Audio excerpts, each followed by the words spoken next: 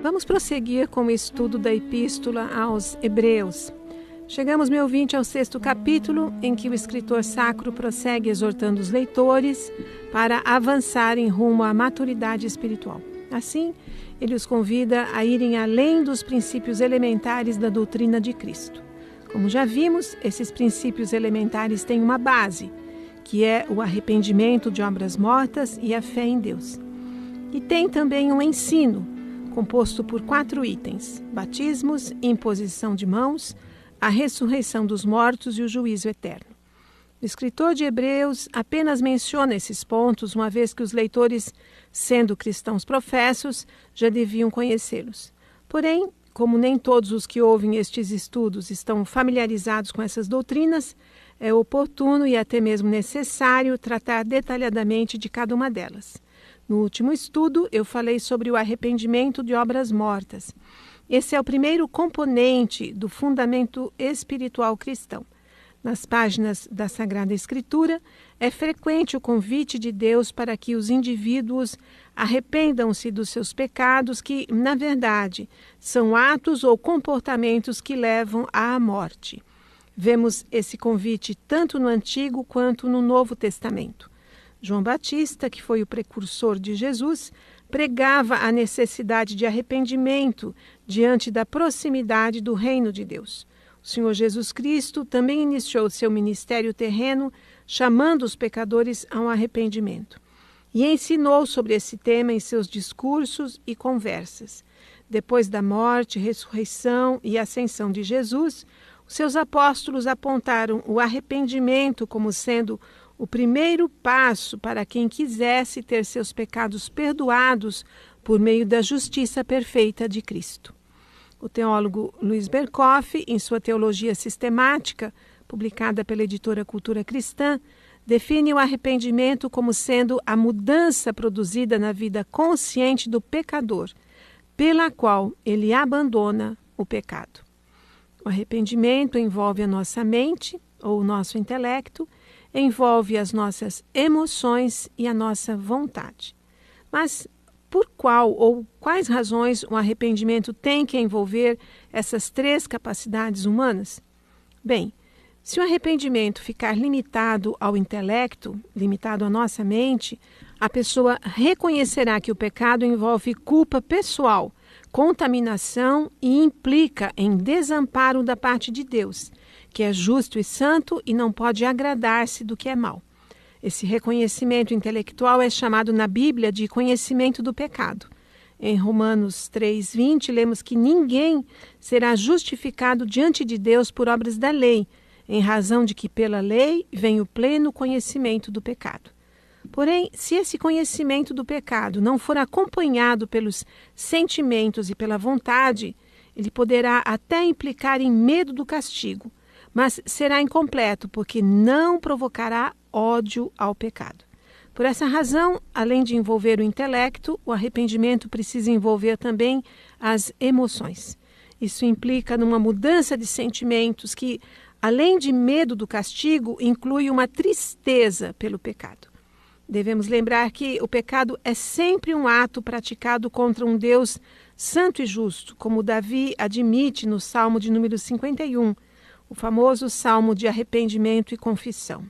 Porém, se o arrependimento não for acompanhado pelo elemento seguinte, que é a vontade, ele implicará no que a Bíblia chama de tristeza do mundo, que se manifesta em remorso e desespero, e também será incompleto.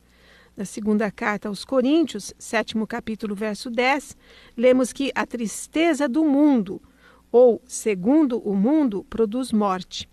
Foi até esse ponto que o traidor Judas chegou, como consta no Evangelho conforme Mateus, capítulo 27, versos 3 a 5.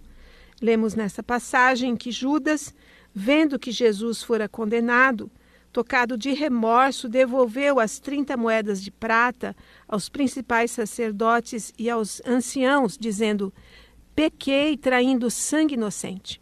Eles, porém, responderam: que nos importa? Isso é contigo.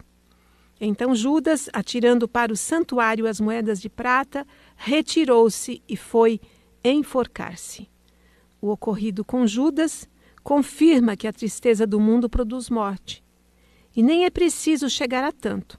Algo parecido aconteceu com o jovem rico, aquele moço que queria saber de Jesus o que deveria fazer para herdar a vida eterna.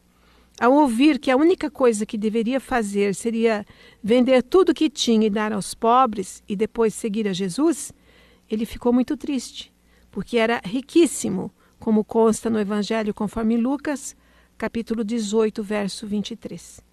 Se o arrependimento atingiu a mente e os sentimentos, mas ficou por aí, ele está incompleto. Produz remorso, tristeza e, em casos extremos, até morte, mas não produz vida. Para ser verdadeiro, o arrependimento precisa envolver também a vontade humana. Isso consiste, como diz Luiz Berkoff, numa mudança de propósito, num abandono interior do pecado e numa disposição para a busca do perdão e da purificação. É disso que Davi fala no Salmo 51, quando reconhece a sua natureza pecaminosa, sente-se abatido, entristecido pelo seu pecado e pede ao Senhor, no verso 10, cria em mim, ó Deus, um coração puro e renova dentro em mim um espírito inabalável. Veja o que é narrado em Atos, 2º capítulo, verso 38. Foi ao verdadeiro arrependimento que o apóstolo Pedro conclamou aquela multidão cujo coração compungiu-se com o primeiro discurso sobre a obra salvadora de Jesus Cristo. Sem o verdadeiro arrependimento não existe salvação. Contudo, prestemos atenção ao que Berkoff acrescenta quando trata do conceito bíblico de arrependimento. Diz ele que, de acordo com a Escritura, o arrependimento é um ato totalmente interno e não deve ser confundido com a mudança de vida que dele procede. A confissão do pecado e a reparação dos males praticados são frutos do arrependimento. O arrependimento jamais existe, senão em conjunção com a fé, ao passo que, onde quer que haja fé verdadeira, há também arrependimento verdadeiro. Ambos são apenas diferentes aspectos do mesmo movimento, o movimento de abandono do pecado em direção a Deus. Devemos ter em mente que o arrependimento e a fé são inseparáveis, são simplesmente partes complementares do mesmo processo. E isso nos traz de volta ao texto de Hebreus, meu ouvinte, aos princípios elementares da doutrina cristã, cuja base ou fundamento consiste do arrependimento e da fé em Deus. Já vimos o arrependimento, vejamos agora a fé em Deus. Antes, porém, façamos a leitura da pequena passagem em que esse assunto é tratado. Acompanhe Hebreus, 6º capítulo, do 1º ao 3º verso, em que a palavra de Deus diz assim: Por isso, pondo de parte os princípios elementares da doutrina de Cristo, deixemo-nos levar para o que é perfeito, não lançando de novo a base do arrependimento de obras mortas e da fé em Deus, o ensino de batismos e da imposição de mãos, da ressurreição dos mortos e do juízo eterno. Isso faremos, se Deus permitir. A respeito da fé em Deus, o autor Simon Kistemaker, em seu comentário desta epístola, publicado pela editora Cultura Cristã, observa que lançar um fundamento de fé em Deus foi uma ação positiva que os crentes fizeram quando aceitaram a Cristo pela fé. Eles voltaram-se de seus atos que levam à morte para a vida em Cristo pela fé. Esperaríamos que o autor escrevesse fé em Cristo, em vez de fé em Deus, pois os judeus convertidos ao cristianismo não precisavam ser instruídos na doutrina da fé no Deus de Israel. A dificuldade desaparece, no entanto, quando entendemos que, por meio de sua epístola, o autor fala de Deus como revelado em Cristo. Vemos isso, por exemplo, nos primeiros versos de Hebreus e também no 3º capítulo, do 1º ao 6º verso, onde você pode conferir. Também em Atos, capítulo 20, verso 21, lemos sobre o testemunho do apóstolo Paulo aos presbíteros da igreja de Éfeso, lembrando-os de que ele havia testificado tanto a judeus quanto a gregos o arrependimento para com Deus e a fé em nosso Senhor Jesus Cristo. Na Bíblia, e particularmente no Novo Testamento, a fé em Deus implica na fé em Cristo Jesus. Isso certamente já estava bem claro na mente dos leitores originais desta carta que estamos estudando, e deve estar bem claro na mente de todos os crentes. Contudo, nem todos os que se dizem cristãos têm essa clareza. Aliás, vivemos em dias em que muitos dizem que têm fé em Deus, mas ao tentarem explicar sua fé, vemos a grande confusão que reina em seus pensamentos e o quanto são inconsistentes as suas convicções. Daí a necessidade de nos aprofundarmos nesse assunto tão importante. Assim, primeiramente consideramos que a palavra fé não é empregada apenas com o sentido espiritual. Sim, porque essa palavra pode ser entendida como convicção e aplicada a diversas situações, nem sempre relacionadas com a vida religiosa ou espiritual. As pessoas podem, por exemplo, ter fé numa empresa, num negócio. Elas dizem que têm fé em que tal empresa é sólida, é confiável, e quando se arriscam montando um comércio, por exemplo, elas fazem isso com uma expectativa de que vai dar certo. Essa é uma espécie de fé. Também pode-se dizer de alguém a quem se conhece muito, quando a gente fala, por exemplo, por esse eu ponho a mão no fogo, ou seja, que se trata de uma pessoa digna de fé.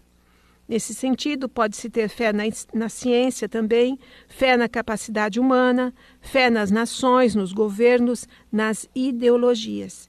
E essa espécie de fé geral, da qual não escapam nem os ateus, essa fé geral pode ser bem-sucedida ou pode levar a desapontamentos à medida em que as expectativas são correspondidas ou frustradas. Existe também a fé voltada para o aspecto espiritual, em muitos casos uma fé herdada, que foi transmitida de uma geração para outra e pode ser perpetuada sem um questionamento individual.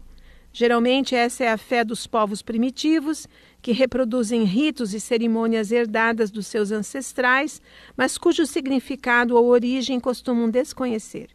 Mesmo na sociedade contemporânea, vemos sinais dessa fé herdada, quando, por exemplo, encontramos em uma casa um maço de ramos secos pendurados na parede e que se destina a ser queimado quando houver uma tempestade. Isso revela uma fé num mundo sobrenatural, povoado de entidades com poderes limitados a áreas específicas.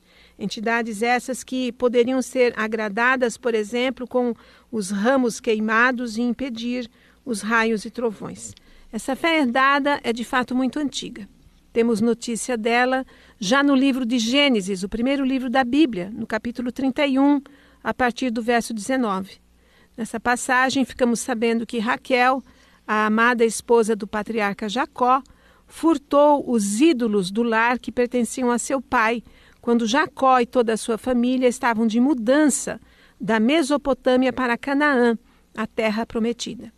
Raquel acreditava no poder daqueles ídolos de cerâmica e quis carregá-los para seu novo lar. Jacó, seu esposo, era neto do patriarca Abraão, e a família de Abraão tinha sido chamada para uma fé muito diferente e superior, mas Raquel ainda não tinha entendido isso. A sua fé tinha sido transmitida por seus pais e ela não se questionava até aí se aquela crença estava apoiada na verdade ou se não passava de simples costume. Em nossos dias, essa fé herdada manifesta-se das mais diferentes maneiras. Trata-se de práticas que as pessoas acreditam que funcionam para resolver um determinado problema e vão ensinando-as umas às outras. As chamadas simpatias pertencem a esse campo vasto da fé herdada, bem como os benzimentos. Mas há também as crenças de que certas coisas trazem sorte e outras dão azar. Certas plantas espantariam o mal, outras plantas atrairiam coisas boas e o mesmo se aplicaria a certas cores e até mesmo a números. Todas essas manifestações implicam, então, numa espécie de fé. As pessoas que seguem essas práticas acreditam no seu efeito. Aprenderam isso e reproduzem esses comportamentos sem um questionamento íntimo sobre a sua real validade junto ao mundo espiritual. A fé herdada apresenta-se sob uma grande variedade de formas. Não há mesmo limites para aquilo em que as pessoas são capazes de acreditar. Essa fé não pode salvar. Pode até dar a impressão de que ajuda a levar a vida, mas é inútil para a salvação da alma. Existe também uma fé espiritual mais específica, um pouco mais teológica. Através dela, as pessoas admitem, reconhecem que há um ser absoluto por trás de toda a criação, diante do qual nossos atos têm consequência, que existe, portanto, alguém a quem se deve prestar contas.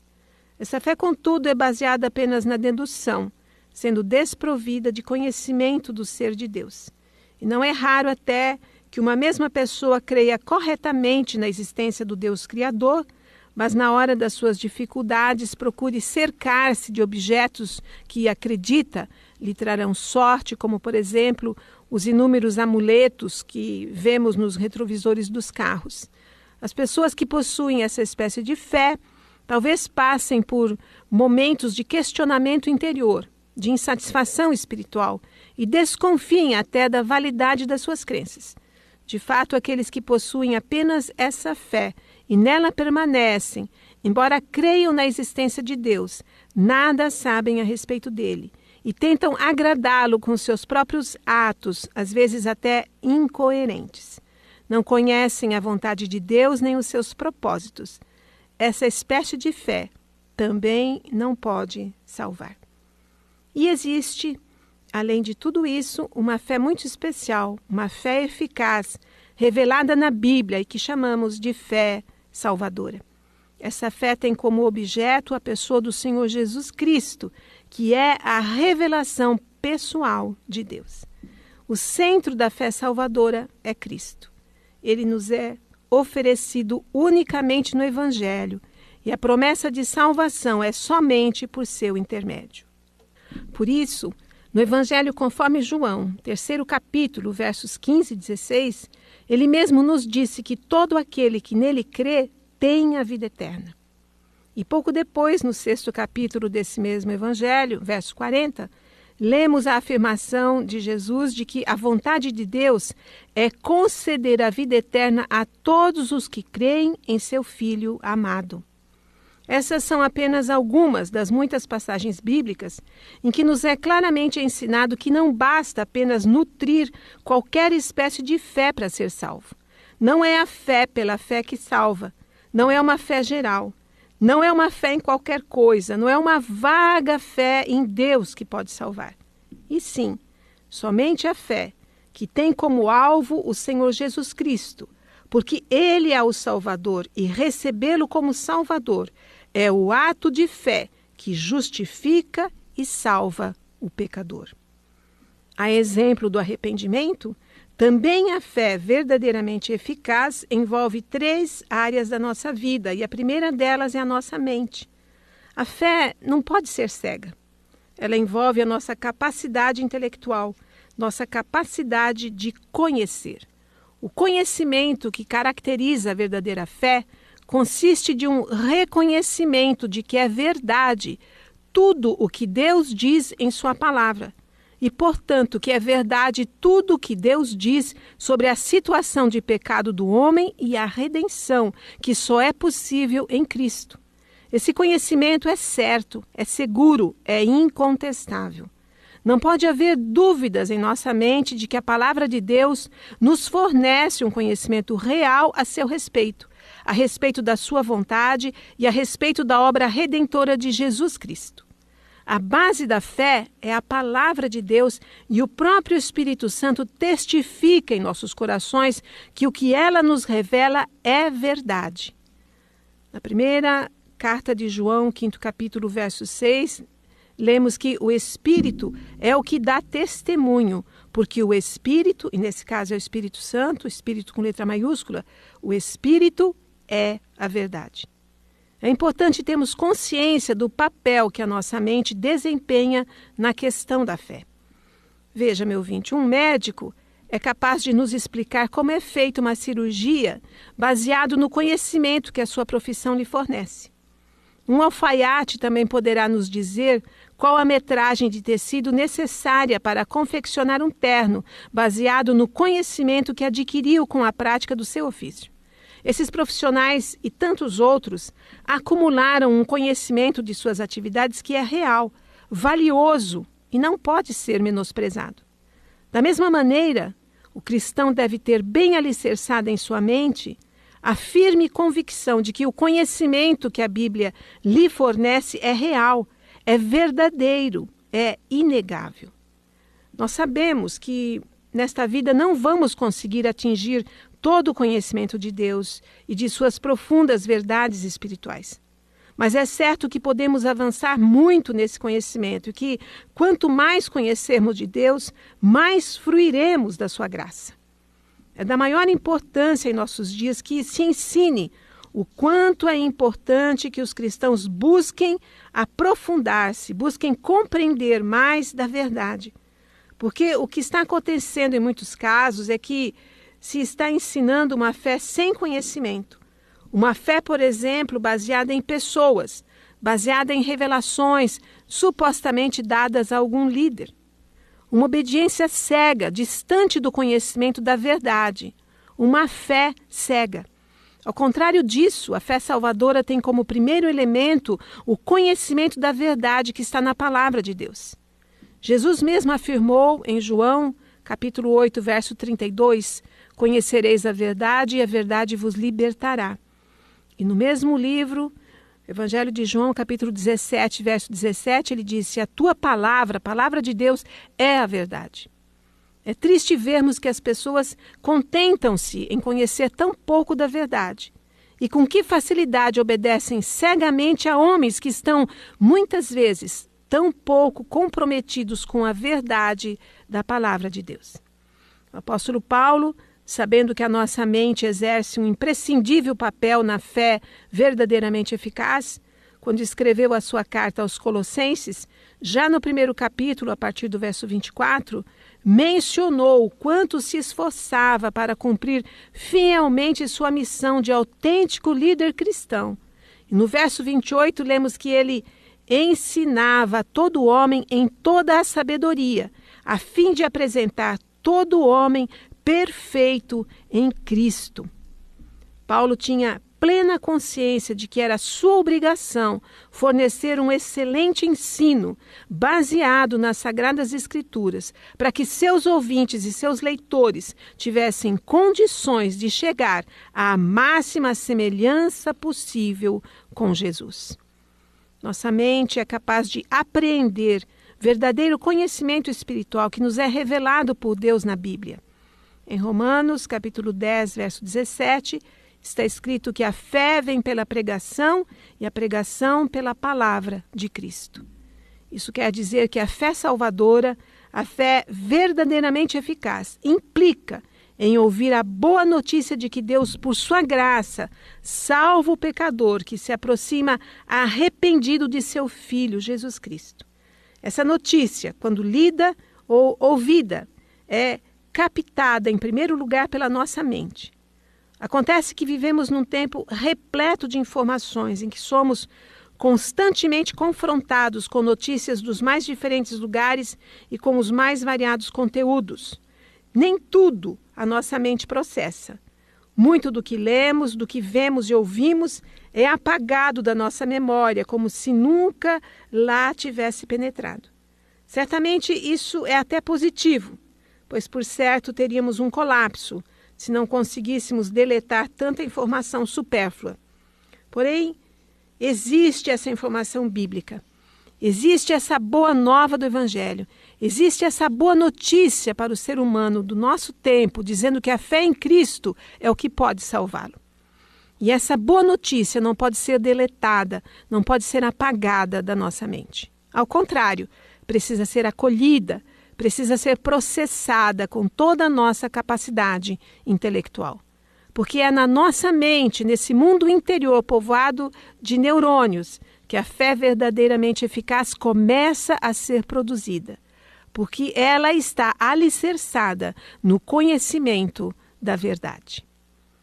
A segunda área da nossa vida que está envolvida na fé eficaz, na fé salvadora, é a dos nossos sentimentos. Quando alguém aceita a Jesus Cristo como seu Senhor e Salvador, faz isso não apenas porque compreendeu que tudo o que a Bíblia diz a respeito dele é verdade, mas também porque sente que a fé em Cristo preenche a necessidade espiritual de sua vida. Esse sentimento cria um interesse profundo e crescente por Cristo, uma confiança crescente na eficácia da obra realizada por Ele, que inclui seus ensinamentos, sua morte substitutiva e sua ressurreição. E essa confiança é produzida em nós pelo Espírito Santo. Portanto, a verdadeira fé vai além do conhecimento de que é verdade tudo que Deus nos revela através da sua palavra, porque inclui uma sincera confiança que o Espírito Santo produz através do Evangelho. Vemos essa confiança nos muitos testemunhos de cristãos registrados no livro de Atos dos Apóstolos, a começar por Estevão, o primeiro mártir. Como poderia alguém, sendo inocente, ser apedrejado até a morte por gente do seu próprio povo e morrer intercedendo pelos seus agressores? Como lhe foi possível manter tamanha calma até o final? No livro de Atos, 7º capítulo, lemos essa narrativa. Mais para frente, em Atos capítulo 16, quando Paulo e Silas, depois de açoitados, foram lançados na prisão, como conseguiram, por volta da meia-noite, estar orando e cantando louvores a Deus? E já no final da carreira, vários aprisionamentos e vários açoites e apedrejamentos depois, como foi que Paulo conseguiu declarar que tinha guardado a fé? Tanto Paulo quanto Estevão, ou Silas, Tiago ou João, ou Pedro e todos os demais foram capazes de suportar tudo isso, porque haviam entregue suas vidas confiadamente a Jesus Cristo. Não apenas entenderam sua obra perfeita em favor da humanidade, mas também a Ele entregaram seus corações. Podiam afirmar como Paulo, sabemos em quem temos crido. Confiavam que Ele é poderoso e cumprirá em nossas vidas tudo o que prometeu. Não basta que tenhamos um conhecimento intelectual de quem é Jesus Cristo. É imprescindível que nossas inclinações e sentimentos sejam também canalizados para Ele e que Ele ocupe o centro do nosso coração. Somente em Cristo podemos encontrar a segurança que a nossa alma procura. E como afirma Romanos, capítulo 10, verso 11, todo aquele que nele crê não será confundido, ou seja, seu coração jamais irá se frustrar. E a terceira área que está envolvida com a fé verdadeiramente eficaz diz respeito à nossa vontade. A fé não é apenas o conhecimento da verdade de Deus ou o sentimento de que Cristo preenche o vazio da nossa alma. É preciso que se junte a tudo isso também a nossa vontade, a nossa disposição, a determinação de ir em direção a Cristo, de nos apropriarmos dele e de tudo o que ele significa nesta vida e por toda a eternidade. Podemos dizer que esse é o grande e imprescindível passo da fé. Quando temos a disposição de dar esse passo, quando nossa vontade é firme o suficiente para fazer com que nos enxerguemos como realmente somos e para reconhecer que não há salvação em nós mesmos, quando temos essa disposição irreprimível, atingimos a fé salvadora. E nossa alma rendeu-se ao seu Salvador, arrependida e convicta de que só Ele pode nos perdoar e nos propiciar a remissão pelos nossos pecados e a vida eterna. A graça nos alcançou. Conhecimento, sentimento e vontade. A verdadeira fé salvadora tem que abranger essas três áreas da nossa vida. Essa é a fé que o autor da carta aos Hebreus sabia que seus leitores originais nutriam. Por isso, podia chamá-los, como fez no 3º capítulo, verso 1, de santos irmãos. Que essa seja também a fé que habite em seu coração, meu ouvinte. E que a glória por tudo isso seja dada inteiramente ao Senhor, hoje e eternamente. Amém.